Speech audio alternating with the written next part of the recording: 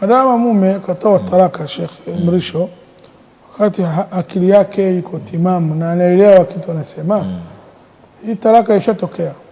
Mtume Muhammad katika hadithi yake anasema kitu tatu, ndio thalatha jidduhunna jidd wa hazluhunna jidd.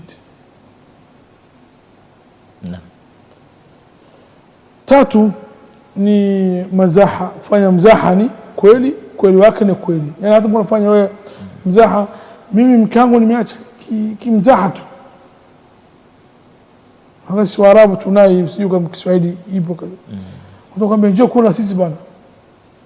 Wallahi mke wangu nimeshatalaka kama hujaja. Sio kwenu ipo?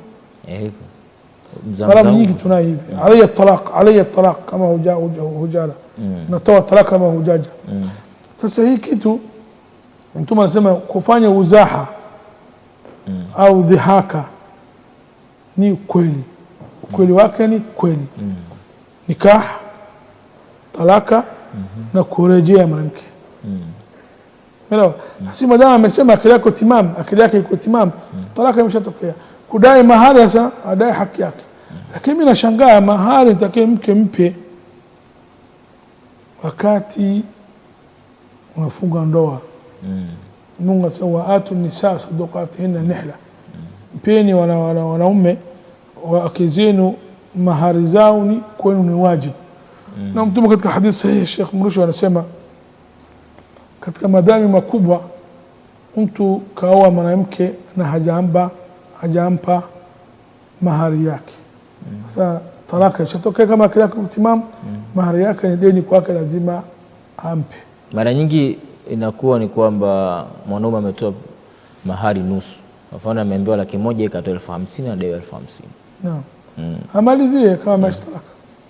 Lakini asisubiri mpaka kushikana shati utoe talaka.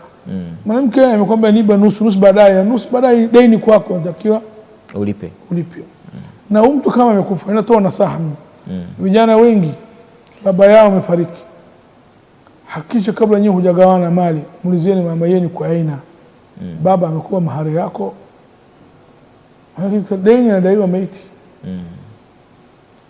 Mama hasikuwa na aibu katika hala yeye huzna, husema nadai nasikia aibu. Mama tunakuuliza tu basi, shajua amemwoa kabla miaka 40 imepita, wakati ile mahari ilikuwa shilingi 10. Shilingi 10 wakati ile inaleta kitu gani? Kiwanja mita kadha.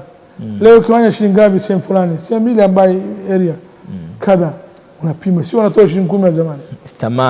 Thamani. Umeelewa? Takiwa kabla hajagawana mali hawatoe deni ya baba yao anadaiwa, na katika deni ya baba yao anadaiwa Sheikh Mrisho mahari ya mke wake hajalipa na deni kwake.